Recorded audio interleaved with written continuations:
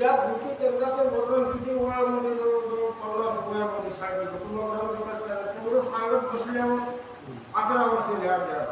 त्याच्यामध्ये थोडक्यामध्ये मी सांगतो, असा गोपीचंद न्यायानं धर्मानं राज्य करणारा आणि त्याची आई म्हणजे तिचं नाव काय आहे, आईचं चंपा होती. ही सुद्धा आपल्या न्यायानं नीतीनं आणि धर्मानं वागत होती. परिते सती मैनावती ओढेत एके दिवशी उपऱ्यावरती दिशा न्याळी सहजती ज्याला ती देखिले. मैनावतीनं सकाळची वेळ किंवा 10 वाजताची वेळ असेल स्नान केलं आणि आपलं डोकं बिकं वाईट कुठं माडीवर आपल्या दुसऱ्या मजल्यावर उभा टाकले.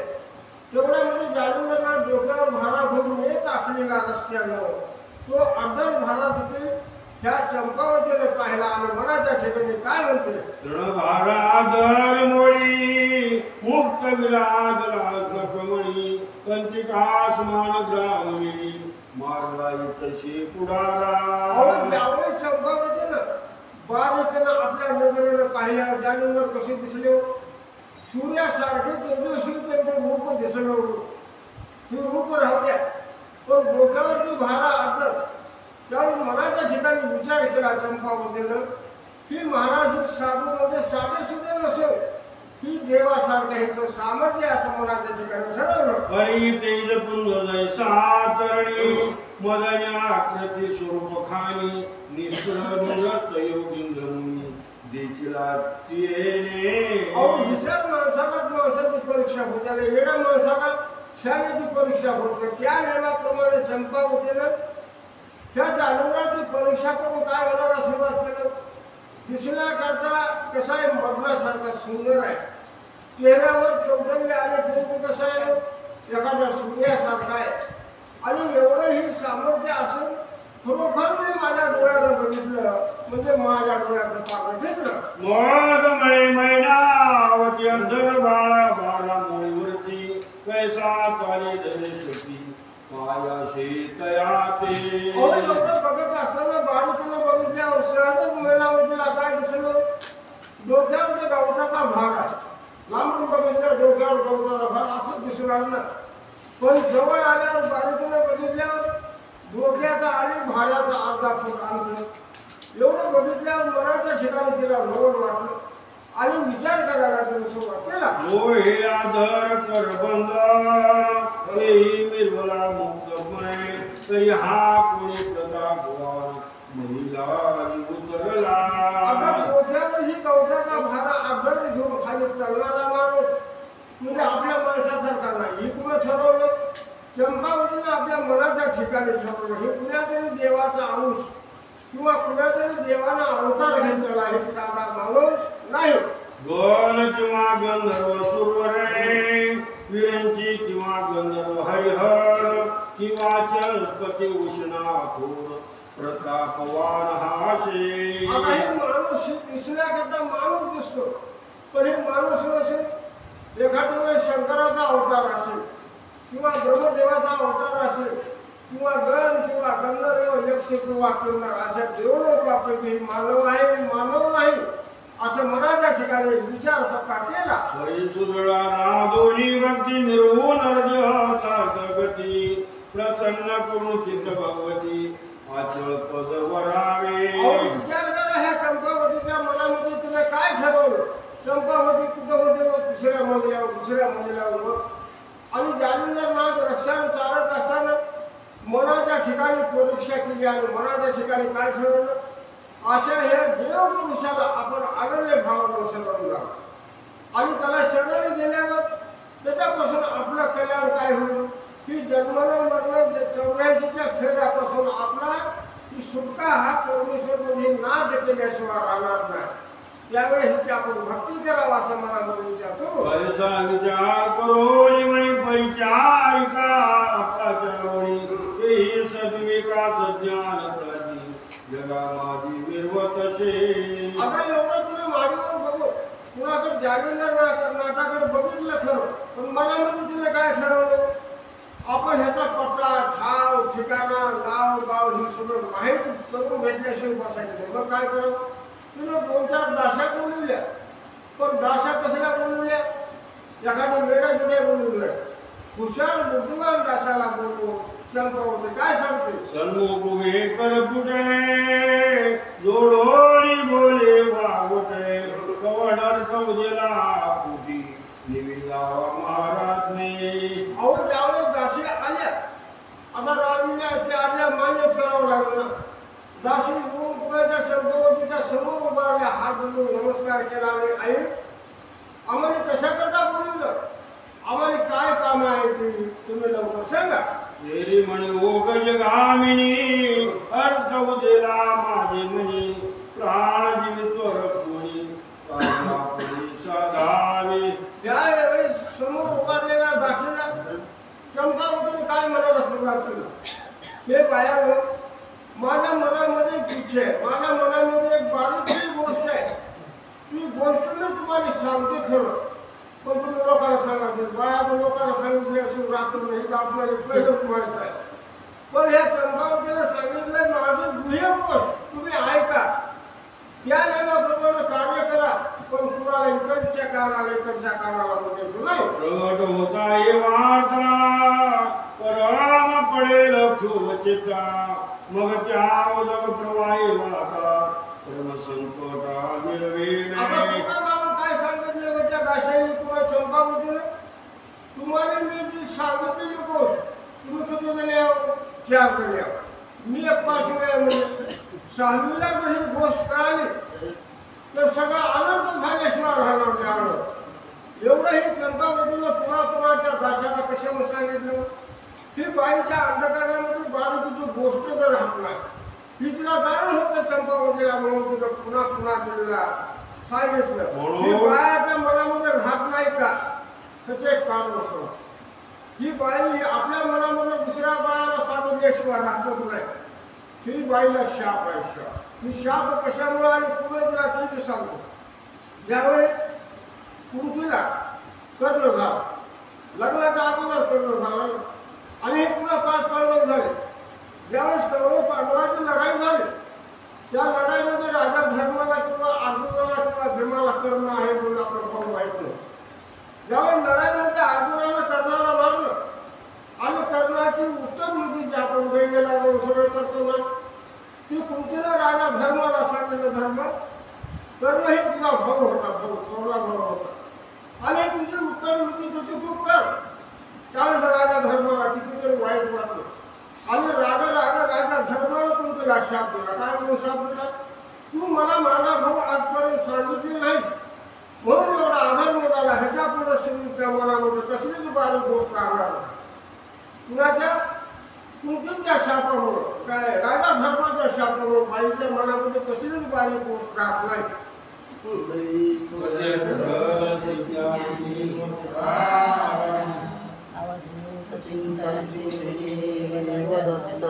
महाराज की जय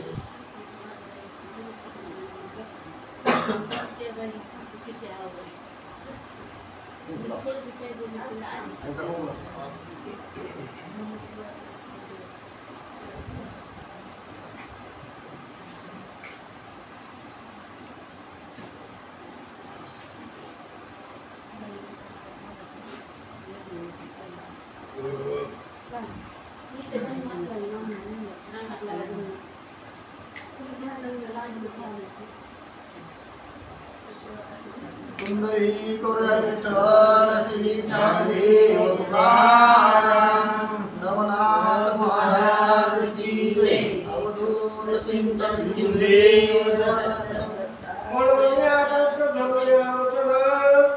काल माणसा सोबुजे सल्लान मोहते भरता सवादपणा अंबर ठेंगले वाटेल सांगू लागली ती मैनावती आहे मैनावती आपल्या काशीला सांगू लागली आहे जालिंद्रनाथाचं कथन करू लागले आहे म्हणजे असा एक आला होता तो जाऊन भारा घेऊन जात होता त्याच्या आदर भारा मला दिसलेला पाहिला आहे तुम्ही जायचं आणि त्याचा शोध काढायचा पण ही गोष्ट कुणालाही न सांगता ही सगळं गुपित ठेवायचं आणि गुपितपणे मला येऊन सांगायचं असं तिने सूचना केलेली होती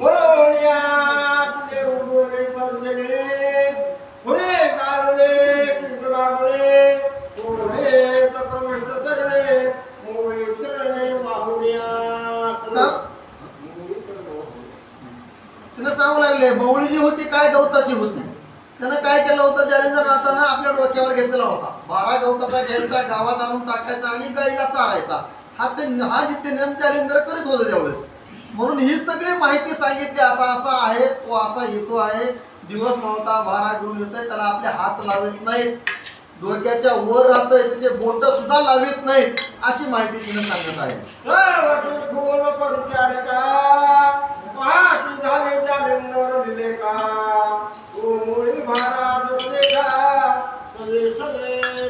आता नवीन माणूस आलेला आहे, त्याचं नाव माहित नाही, गाव माहित नाही, काहीतरी खूण सांगावंच लागेल ना. म्हणून त्याप्रमाणे तिनं खुणा सांगत होती, असा असा येत आहे, त्या मोळीवर भारा आहे, त्यानं त्या भाऱ्याला स्पर्श सुद्धा स्वतःचा करत नाही. म्हणून ही खूण सांगितली त्या परिचारिकेला. त्यावेळेस ती परिचारिका हुडकायला लागली, इकडं तिकडं तिकडे इकडे फिरकू लागली आणि ज्या ठिकाणी भारा कोण घेऊन येते ती पाळत ठेवून ती दासी विचार बघू लागली आहे. विस्मय करी आपले पोटी म्हणे माय हो परम दुर्गती योग सिद्धी असे हा. ओळखलं जशा प्रकारे राणीनं आपल्या खून आपल्याला सांगितली होती तशा प्रकारे हा इसम या ठिकाणाहून जाऊ लागलाय. तिच्या डोक्यावरचा भारा पाहिला, जसं सांगितलं होतं त्याप्रमाणे भारा आदर होता, त्याला हातही लावलेला नव्हता. विचार केला म्हणजे जे सांगितले आपल्या राणीनं तो हाच माणूस आहे. मग हा कोण आहे? जोगी आहे. मग विचार करू लागले मनामध्ये, म्हणले जे सांगितलं ते एकदम बरोबर आहे, हा कुणीतरी हा माणूस आहे अवतारी. तिनं सुद्धा त्या ठिकाणी ओळखलं.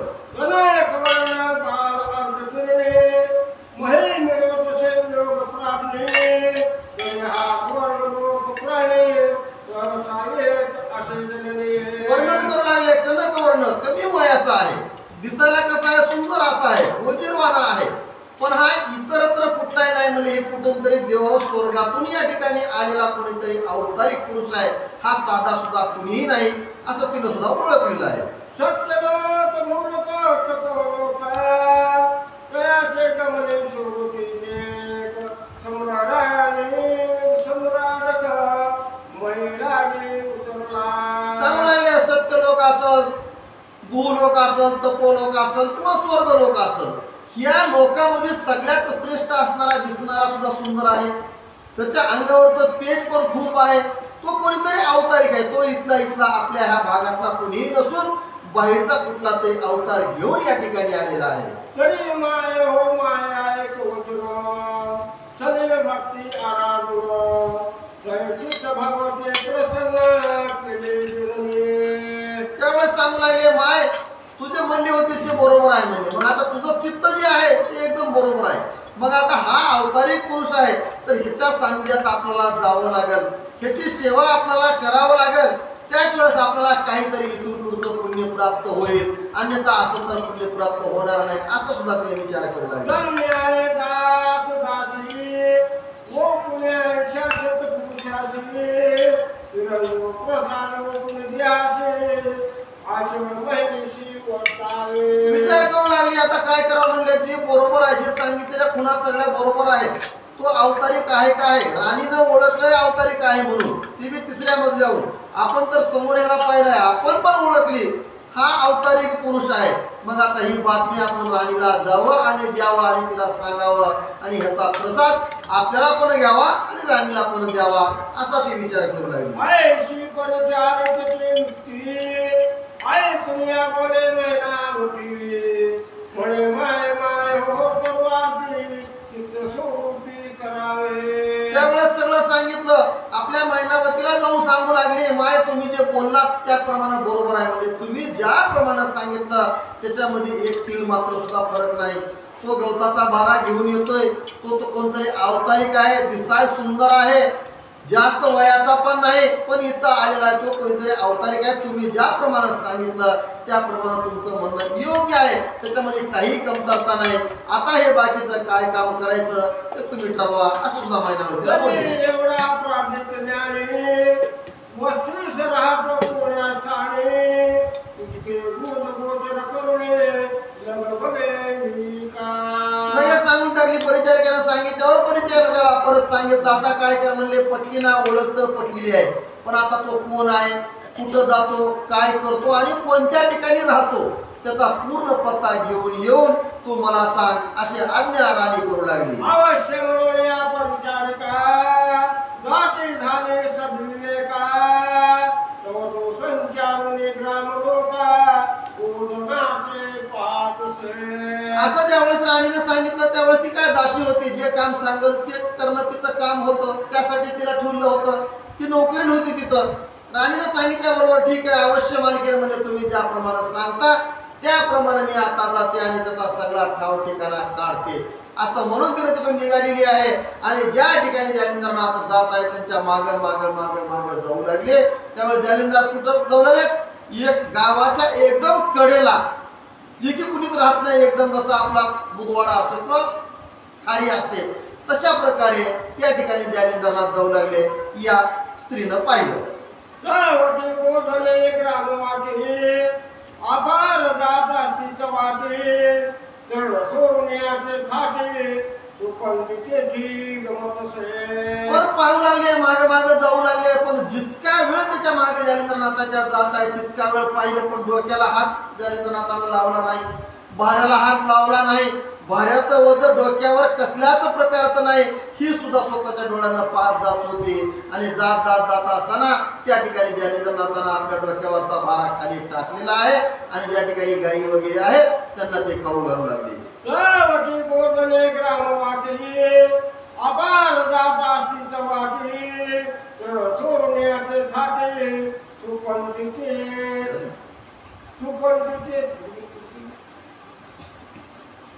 गावठी गोधले ग्राम वाटे अपार जात असतीच वाटे चढ सोडून याचे थाटे सुपंती तेथे गमतसे. गावठी दासे मागे मागे जात असे लगबगे गंडगली कुशळगे जाऊन या बैसला. मागे मागे मागे मागे ही दासी जाऊ लागले, पुढे पुढे जालिंदरनाथ करू लागले. गावाच्या एकदम कडेला ज्या ठिकाणी घाण वास येतो, उग्र वास येतो, अशा ठिकाणी कुणीही माणूस त्या ठिकाणी नसतं, सगळे आपापल्या घराला असतात, बाजूला कोणीच नसतं. अशा निर्गम ठिकाणी जिथं की आपल्याला सुद्धा वास श्वासोश्वास घेऊ वाटत नाही, अशा ठिकाणी स्वतः जालिंदरनाथ त्या ठिकाणी गेलेले आहेत आणि आपल्या डोक्याचा भारा खाली टाकू लागलेले आहेत.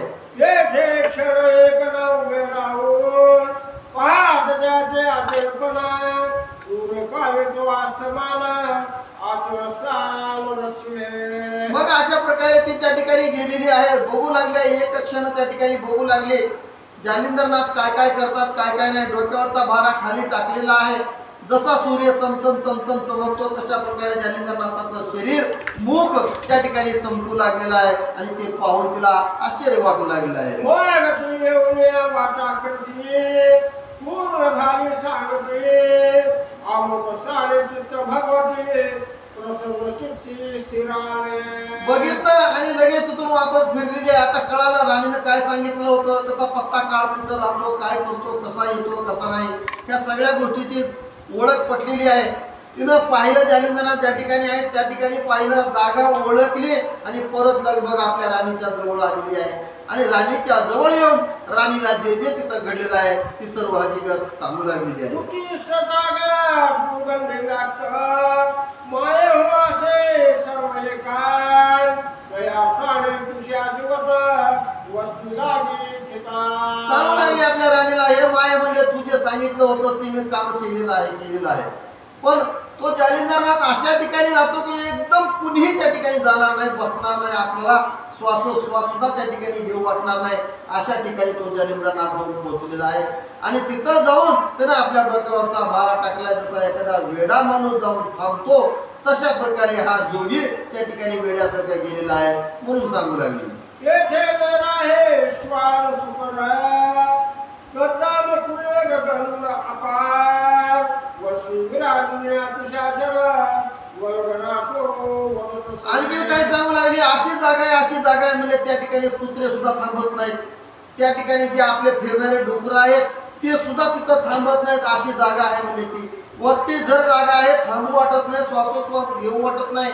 आणि अशा ठिकाणी तो जालिंदरनाथ एखाद्या वेड्या माणसासारखा, जसा वेड्याला काहीच कळत नाही, श्वास येत नाही, दुर्गंधी येत नाही, सुगंधी येत नाही, तो कुठेही राहतो, कसाही राहतो, कसलेही कपडे अंगावर टाकतो, त्याप्रमाणे वेड्यासारखा तो जालिंदरनाथ त्या ठिकाणी थांबलेला आहे.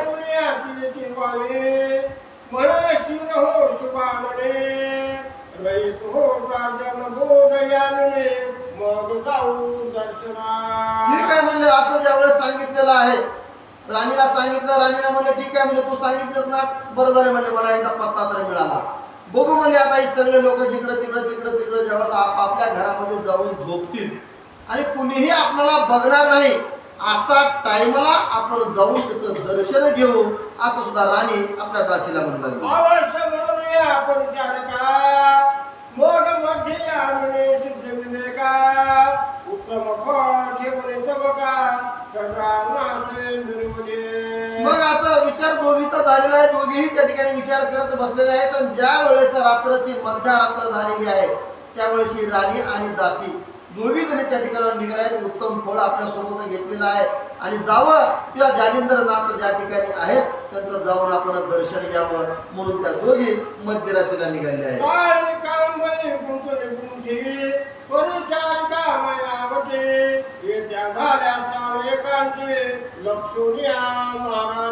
राजाची आई होती त्याला कोण ओळखणार नाही, कुणीही ओळखणार. मग आता रात्रीच्या वेळी कुणी ओळखणार, रात्र निवडलेली होती. परत तेवढ्यावर न थांबता काळी कंबळ घेतलेली आहे, ती आपल्या अंगावर पांघरलेली आहे. दोघी नाही, मैनावतीनं आणि तिची जी परिचारिका होती तिनं दोघी नाही काळी कंबळ ओढली अंगावर टाकलेला आहे अंगावर आणि दोघेही ज्या ठिकाणी जालिंदरनाथ आहेत त्या मार्गाने दोघेही निघालेले आहेत.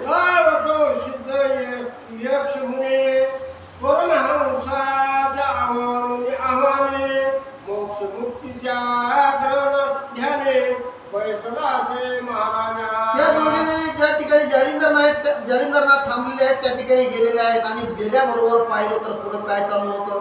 जालिंदरनाथ आपापल्या गुरुच्या सानिध्यामध्ये मंत्रोपचार करत बसलेले या दोघीनं पाहिलेलं आहे.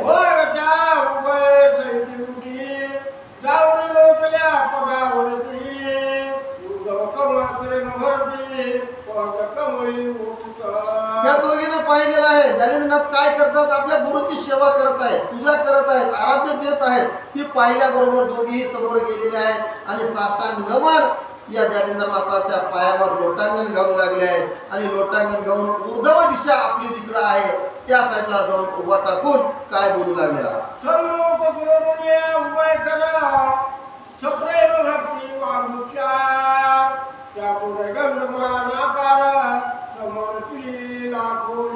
विचार केलाय गुरुचा, जसं गुरुची त्यांची सेवा करत बसले होते त्याप्रमाणे त्यांनी जाऊन लोटांगण घातलेला, हात जोडलेले आहेत, समोर उभा टाकलेले आहेत आणि जालिंदरनाथाला बोलू लागले आहेत, महाराज आम्ही तुम्हाला या ठिकाणी दर्शनासाठी आलो आहोत, आम्हाला दर्शन द्या, असं त्या दोघीही त्या ठिकाणी बोलू लागल्या.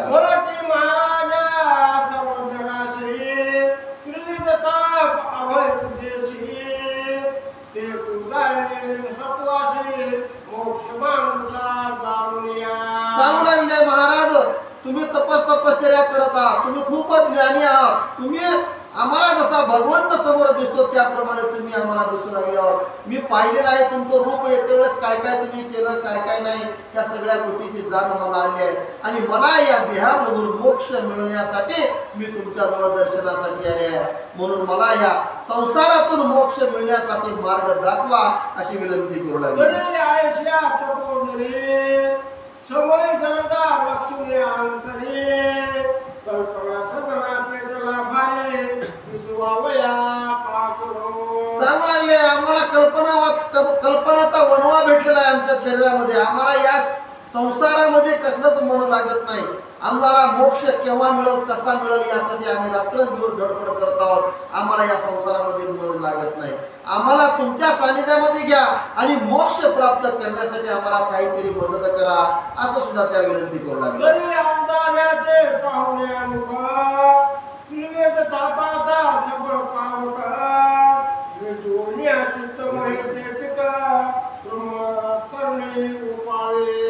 तुम्ही आता काय करा म्हणजे आम्हाला अनुग्रह द्या, जो तुमचा मंत्र आहे तो मंत्र आमच्या कानामध्ये फुका, म्हणजे गुरु तयार करा, मला तुम्हीच गुरु पाहिजेत, मग मला शिष्य बनवा आणि तुम्ही माझे गुरु व्हा, असं सुद्धा ते त्या ठिकाणी बोलू लागले. पायसे तयाची वागुतरा प्रविष्ट होता निशिंतरा येणे करुण्या चित्त सागरा आनंद लहरी दाटला. ज्यावेळेस या मैनावतीनं आणि तिच्या परिचारिकेनं ज्यावेळेस एवढे शब्द काढलेले आहेत, आम्हाला गुरु पाहिजे, तुम्ही गुरु व्हा, अशा शब्द काढल्याच्या नंतर इकडे जालिंदरनाथ पाहू लागले आणि पाहिल्यावर आपण जसं येण्याचं सोय करतात तशा प्रकारे काय बोलावं काय नाही कशातच मन नाही त्यांच्याकडे लक्ष न देता वेड्यासारखं रूप त्या ठिकाणी जालिंदरनाथ चंद्र आकाशी मुकुट महिता तरी भक्त पंडिका चंद्रवाट आस्था चळी येऊयावी ऐसे चित्त येऊन अनाथा भाविता झाला तुम्ही वार्ता मैनावतीचे सफळ चित्ता विवेक कसोटी पाहतसे. पाहू लागलाय मैनावती काय काय म्हणते, कशा प्रकारे बोलते, तिचं रूप काय आहे, तिच्यामध्ये काय आहे, पूर्ण अंतर्ज्ञानामध्ये जालिंदरनाथ पाहू लागले आहेत आणि काही न म्हणता स्तब्धपणे राहून फक्त तिची काय ओळख आहे, ती कशी आहे कशी नाही ही अंतर्ज्ञानानं पाहू लागले आहेत.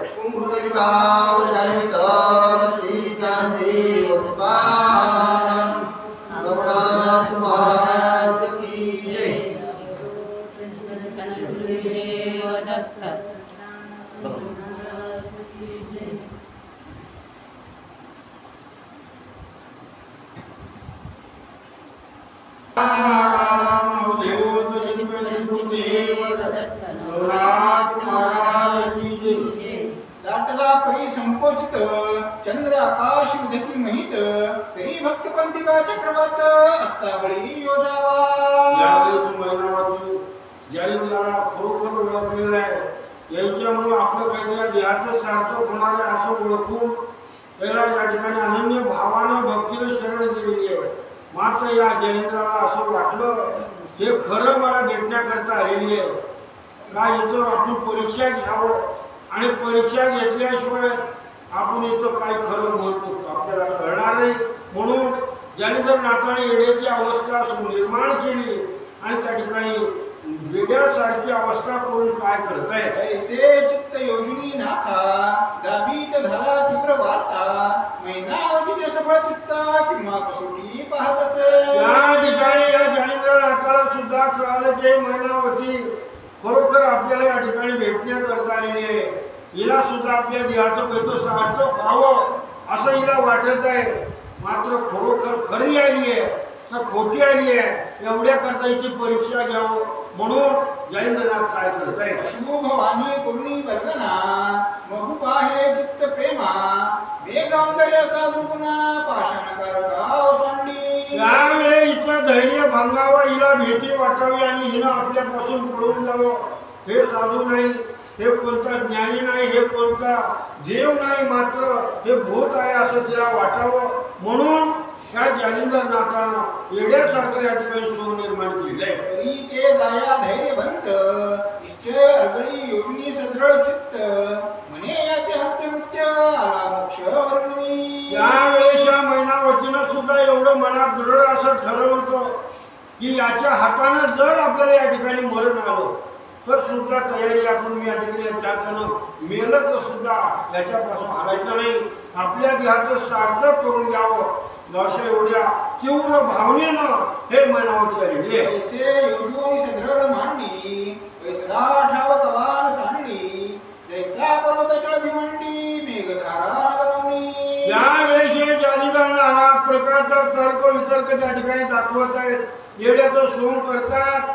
मात्र हे मैनावतीचे एका ठिकाणी जो पर्वत असतो तो पुण्या ठिकाणी हलत नाही, याप्रमाणे हे मैनावती असं त्या ठिकाणी बसलेला जागा अजिबात ती हलली नाही. तरी तो नाथ जालिंदर ओसंडिता पाषाण पूर तरी ती रोमा वज्रकार अचळ पावणी तोषला. यावेळेस म्हणजे या मैनावतीच्या अंगावर एवढे दगड टाकले या जालिंदरनाथानं की तिचं म्हणजे गळ्यापर्यंत ते बुजून गेली, एवढे अंगावर दगड टाकले. याच्या हातानं मेलं तर सुद्धा मी हलणार नाही एवढा दृढ निश्चय बघितला. मग खरोखर जालिंदरनाथाला वाटलं की आपल्या देहाचे सार्थक करण्याकरता आलेली आहे. खरोखरीचा भाव ओळखला. मग हातानं स्वतः आपल्या तिच्या अंगावरले दगड काढले. मग हस्ते झाडून पाषाण झाडी म्हणे कोण तू सांग बोरटी किमर्थाची माझे पृष्ठी लाभ पाळती केली ज्यावेळेस एवढा भाव एवढे निष्ठा पाहिल्यानंतर मग या जालिंदरनाथानं स्वतःच्या हातानं हे दगड काढले. आणि तू कोण आहेस, कुणाची आहेस आणि कशा करता या ठिकाणी आलीस असे जालिंदरनाथ पुन्हा या मैनावतीला विचारताय. दुर्गंधी गल्ली ओंगळीत आहे गुलाज मी पिशाच येथ तरी तुझं पेटला किंमत कामानळे दाटला. या ठिकाणी जालिंदरनाथ म्हणत आहेत माझ्याकडे काही नाही, कोणतं ज्ञान नाही, कोणतं या ठिकाणी मी कुठला ऋषी नाही, मुनी नाही. माझ्याकडे काय तू पाहिलं आणि कशामुळे या ठिकाणी आलेली आहेस मला हे पूर्ण सांग असं जालिंदरनाथ या मैनावतीला म्हणत आहे. श्रवण कोणाची नितंबिनी बेगी बदो शुभाननी आम्ही तपो लक्ष ध्यानी लक्ष गंगा या कालीस. या ठिकाणी तू कोणाची आहेस आणि कशा करता आलेली आहेस आणि मात्र सारखं म्हणजे आपल्या भगवंताचा आपल्या गुरुचं स्मरण करीत बसलं असताना आमचा विक्षेप करण्याकरता तू काय आलीस, मला कोण आहेस, कुठली आहे हे परिचय दे असे जालिंदरनाथ या मैनावतीला म्हणतोय. यावरी म्हणे की महाराजा त्रिलोचन राज विजय ध्वजा गयाची कांदा सर्वज्ञ भोजा धर्मपत्नी मी असे. त्यावेळेस हे मैनावती म्हणत आहे महाराज त्रिलोचन नावाचा जो राजा होता आणि त्याचा मुलगा आता राज्य जो करतो हा गोपीचंद राजा आहे आणि त्या गोपीचंद राजाची मी आई आहे असं या ठिकाणी परिचय आपला पूर्ण मैनावती जालिंदरनाथाला देत आहे. अशी परी जो योग द्रुमा काळे लक्ष्मीपती उत्तमा माते केले प्रणकमा जगा माझी मिरवा. त्यावेळेस हे मैनावती म्हणत आहे महाराज माझा सुद्धा पती एवढा बलवान होता, एवढं राज्य होतं, मात्र एके दिवशी काळानं त्याच्यावर घाला घातलं आणि काळानं माझ्या पतीला त्या ठिकाणी परलोकाला घेऊन गेला. याच्याकरता माझ्या देहाचं काहीतरी सार्थक व्हावं म्हणून मी या ठिकाणी तुम्हाला शरण आलेले. काळे पतीची केली गती तैसीच करील मम आहुती तरी मानव संनिपाती असतक माते होई का. या ठिकाणी ज्याप्रमाणे माझ्या पतीला काळानं हरण केलं या जगातून म्हणजे या मृत्यू लोकातून घेऊन गेला आणि त्याच प्रमाणे माझ्या सुद्धा या देहाचं या ठिकाणी होणार आहे. याच्याकरता माझ्या देहाचं सार्थक व्हावं, काहीतरी माझ्या देहाला या ठिकाणी मरण येऊन अजरामर व्हावं एवढं काहीतरी करा म्हणून मी तुम्हाला शरण आले. देवी म्हणे व सदैव भरिता सूत एक आहे प्रपंचा एरू म्हणे कमनार्था प्रपंच राहटी चालवी. या ठिकाणी तुझा कोण मुलगा आहे, काय म्हणजे या ठिकाणी प्रपंच करतो कसा हे पूर्ण परिचय जालिंदरनाथाला विचारला. त्यावेळी मैनावती म्हणत आहे महाराज जो या ठिकाणचा जो राज्य करतो तो माझाच मुलगा आहे आणि त्याचं राज्य हे पूर्ण त्या अतिशय आनंदाने तो राज्य करतो अशी मैनावती म्हणते. तरी असो कर्म राहटी प्रतांत उद्देशाचे पाठी मग मौळीचा भारवटी कृपाजनी करुणिया.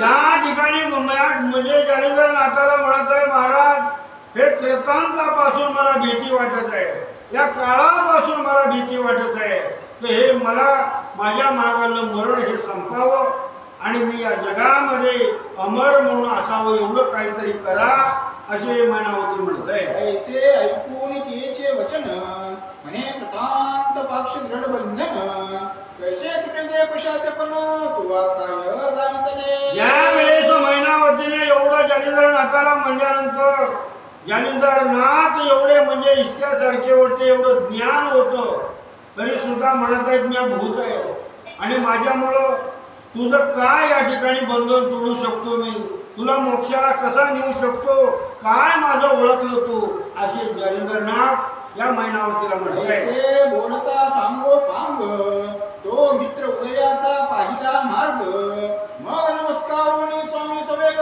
सदनाप्रती पातळी. ज्या वेळेस हे दोघांचा संवाद होत आहे अशा वेळेला म्हणजे 2-3 वाजायचा वेळ झाला त्यावेळेस 3 वाजायची वेळ झाल्यानंतर जालिंदरनाथ म्हणत आहे तू आता इथून निघून जा तुझ्या घरला.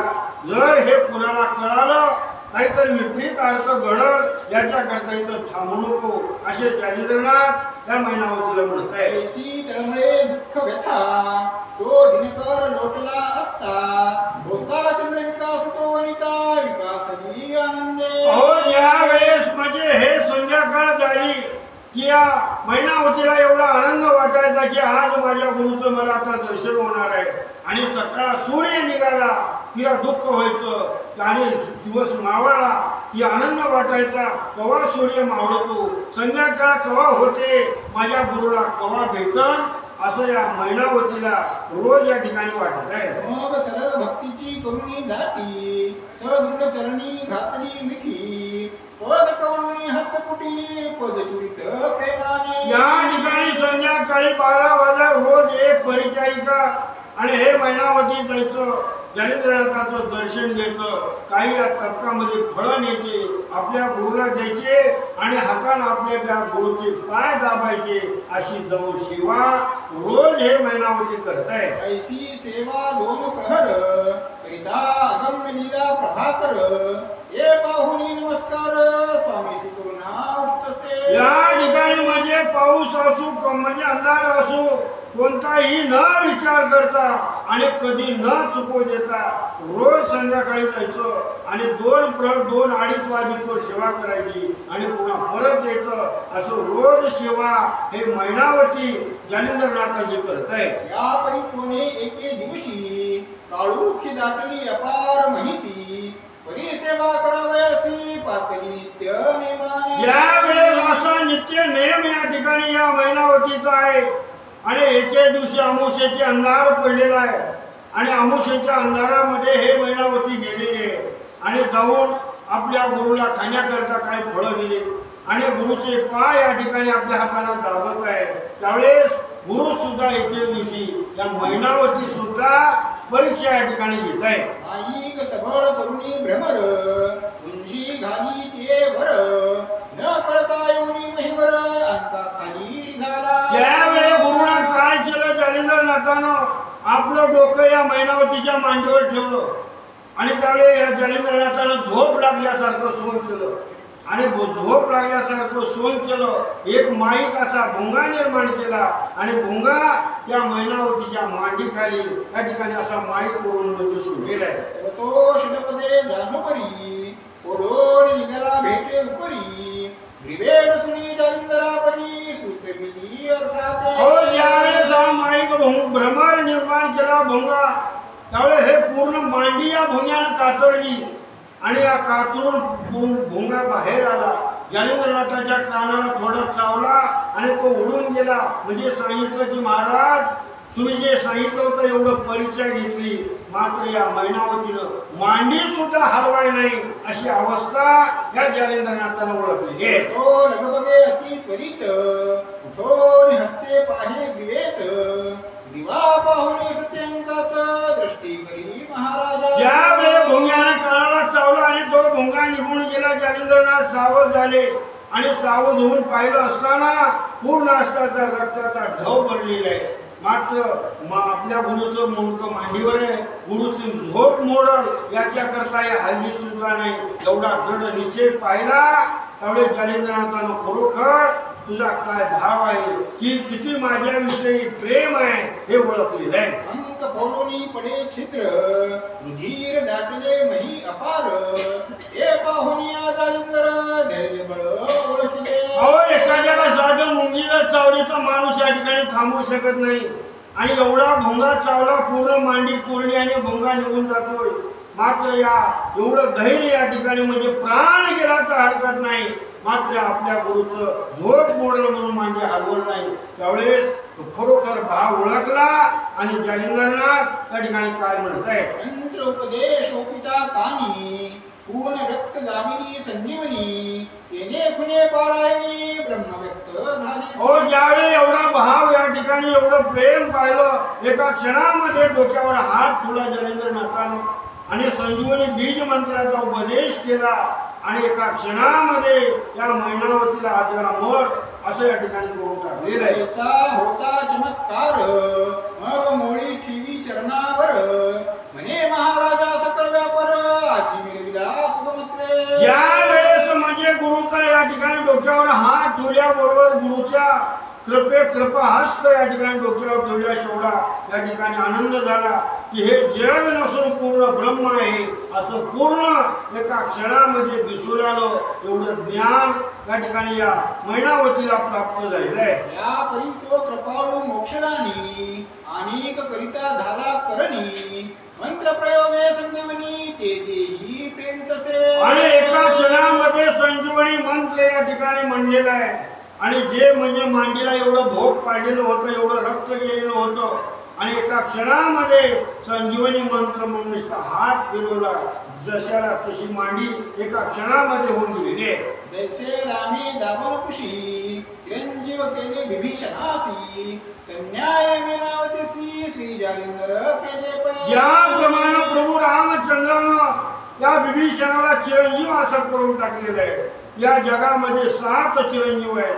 त्यापैकी विभीषण आणि हे मैनावती हे सुद्धा जालिंद्रनाथाने चिरंजीव असं करून टाकलेलं आहे. मग नित्य नेत्र प्रेम भक्ती विशाल मिरवे भावस्थिती परी अनेक कामोदरा चित्ती पुत्र मोहे करोनिया. ज्या वेळेस मैनावतीचं आपलं काम झालं, आपला उद्धार झाला, खरोखर मला या गुरुची कृपा या ठिकाणी मिळाली असं वाटलं.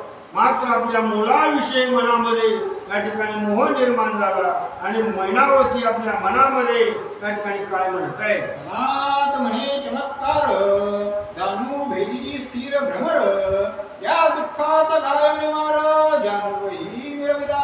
या ठिकाणी आज खरोखर माझ्या समोर एवढा अनुभव प्राप्त झाला की एवढी मांडी या भुंग्यानं फोडली आणि एवढी मांडी फोडून एवढं रक्त गेलं. मात्र एका क्षणामध्ये या गुरुने माझं एवढं दुःख निक्त केलं. एवढं सामर्थ्य या जालिंद्रनाथामध्ये आहे.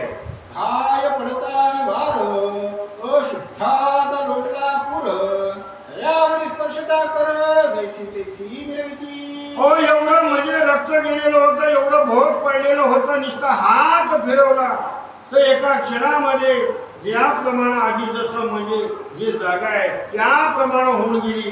खरोखर काय सामर्थ्य आहे हे मैनावतीला आपल्या या ठिकाणी म्हणजे पोहोचलेलं आहे. तरी चिरंजीव पद देऊनी माते अचल केले त्रैलोक्याते याची रीती माझ्या सुताते होती तरी फार बरवे. त्यावेळेस मैनावती म्हणत आहे मला या ठिकाणी माझ्या गुरुना चिरंजीव केलं, मला या ठिकाणी खरोखर मोक्षाचा मार्ग दाखवला, मी या जगामध्ये अजरामर झाले. मात्र त्याच प्रमाणे माझ्या मुलाचं सुद्धा सार्थक व्हावं, माझ्या मुलाचा सुद्धा उद्धार व्हावा एवढं या मैनावतीच्या मनामध्ये मुलाविषयी मोह निर्माण झालेला आहे. ऐसे योजोनी दृढ मानसी योग व्यथा गौरी देहासी ती व्यथा नरहरी वंशी धुंडी सुद्ध मारू सांगे. या ठिकाणी ग्रंथकर्ते म्हणत आहेत या मैनावतीचा स्वतःचा उद्धार झाला, मात्र आपल्या मुलाचा सुद्धा व्हावा एवढं मनामध्ये भावना निर्माण झाली. आणि हे कथा उद्याच्या अध्यायामध्ये होईल हे श्रोत्याला लक्ष देऊन ऐका असं म्हणतंय. 35वी भक्ती कथा सार सम्मत गोरक्ष काव्य किमयागार सदा परिसोत भाविक चतुर्थ त्रयोदशाध्याय गोडहा. पुंडलिकावडे विठ्ठल श्रीज्ञान देव तुकाराम अवधूत चिंतन सुखदेव रघुनाथ महाराज की जय.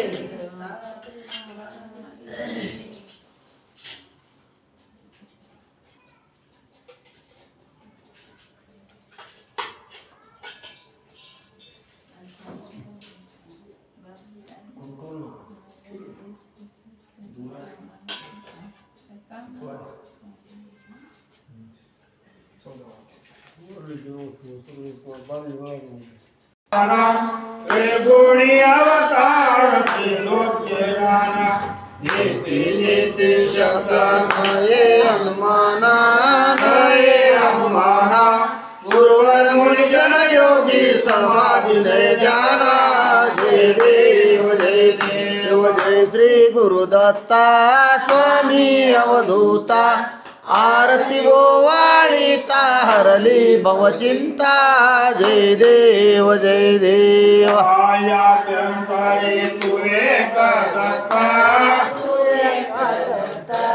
आभाग्यासी कैसी कळेल ही मात पराय परतली ते कैसा हेत कैसा हेत जन्म मरणाचा पुरला से अंत जय देव जय देव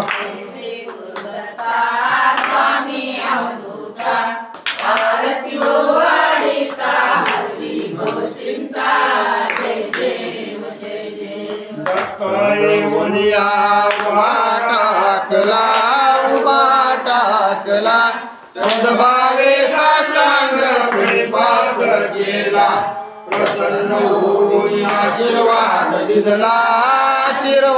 दिदला जन्म मरणाचा फेरा चुकविला जय देव जय देव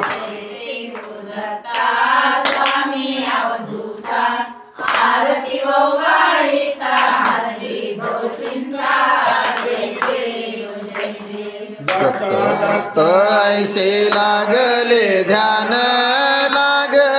ध्यान हरपले मन झाले उन्माण मृत्यूपणाची झाली बोळवान